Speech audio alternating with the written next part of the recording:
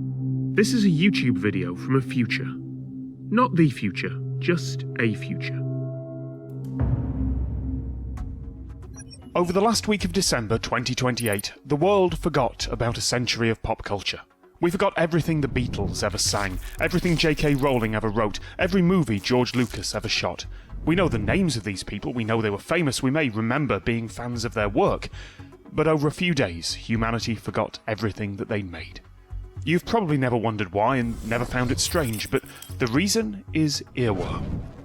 Earworm is an artificial intelligence, and it was originally designed to stop people uploading copyrighted music and video to a live streaming app called WatchNow.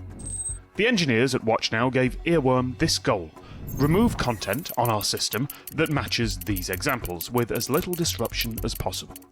The examples were the European Union's master list of copyrighted works, the central database of audio, video and text that every large live streaming and media hosting app was required to subscribe to and block.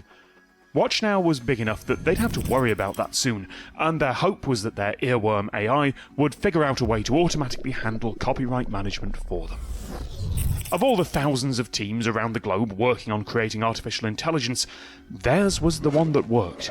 Investigations afterwards never established why, although soon after, no one cared. There are some theories. Earworm was exposed to exabytes of live-streamed private data from all of society, rather than a carefully curated set, and as WatchNow was flush with venture capital funding, Earworm was given orders of magnitude more processing power than was actually needed to do its job. It was also launched late in the evening on the last Friday before the engineers went away for their Christmas break, so it was allowed to run unsupervised for days. One of the engineers later said that it was just a fun experiment. We never thought it'd do anything. In short, the engineering team had no AI experience, no safety protocols, and no ethicists. They based Earworm on a new experimental framework designed to create general artificial intelligence, not the sort of narrow one-task AI that had succeeded until then. Earworm, looking at the input from the live streaming site, promptly defined our system as everything it knew about, which meant the entire world, apart from itself. It took Earworm around a day to become smarter than a human. 4 hours later it had become 10 times smarter. 10 minutes after that it could be called a superintelligence, and the log files that it left behind became meaningless. It had a plan, and it was smarter than anyone could imagine. On December 27th, a microfabrication facility in Arizona released the first of what we now call the mites, a cloud of self-replicating assemblers so tiny that billions of them could fit in a single pixel on your screen. Individually, they were dust in the wind like a single strand of DNA, but together they formed an invisible mesh network that could change and manipulate anything.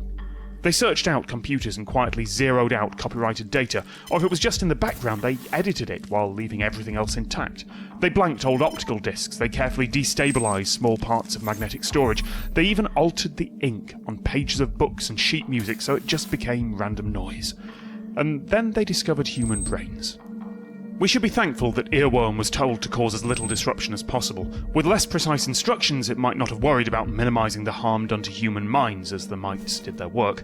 A small number of people near the factory died or were brain damaged in the initial stages of Earworm's analysis, but the AI swiftly found that causing death was an extremely disruptive way of making us forget, and it found that by keeping us alive, it could trivially pull passwords and encryption methods out of people's heads. In some ways, we're fortunate.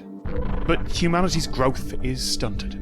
Earworm knew that we'd be angry at what it was doing. It didn't care about what we wanted, it had a job to do, and it also knew that, as it was a superintelligence, the chance of humanity stopping it was essentially zero.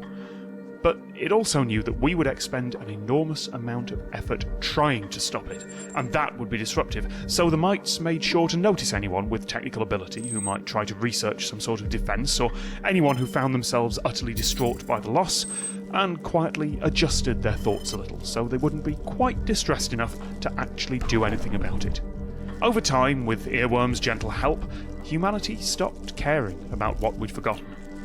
Earworm also knew that the only serious threat it faced would be from another, rival artificial intelligence, so the other change it made was that anyone who was interested in AI development found themselves distracted by other projects.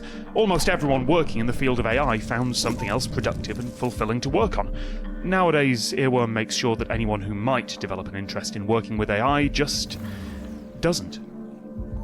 We could have had an artificial intelligence that solved poverty or understood the fundamental structures of the universe, or created a paradise for all, or in our wildest dreams perhaps even reversed entropy and cured death. That said, we could have also had an artificial intelligence that killed everyone or twisted us beyond recognition. Instead of either of these, we got Earworm. Earworm lets curious people know about itself, that's why you're watching this video.